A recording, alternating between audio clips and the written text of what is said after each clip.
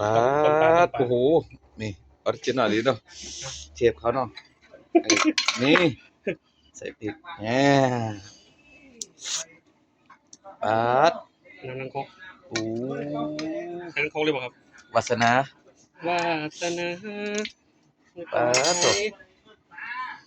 ยามาแต่เมือง เดี๋ยวมาครับอันนึงครับนึงครับ ดูครับนี่ต้มมื้อนี้เพิ่นได้ปลาตะเพียนได้บ่นี่นี่ ที่เด็ด ทีเด็ดเขานี่บ่แม่นใบหยังนั่นนี่ ไปไหนครับ ใบขะย่าง กระแยงครับ โอ้ขะย่างโอ้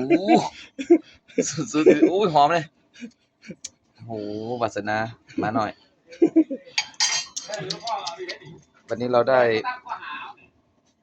เชฟอ้ายใหญ่เพิ่นมาเฮ็ดให้กินเนาะอู้เบิ่ง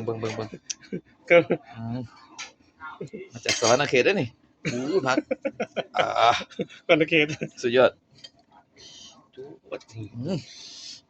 ไข่ไผ่วันนี้เท่านี้ ไหนอ่าฮะอย่าวาสนามาหน่อยขอบคุณครับแม่น้องเนี่ย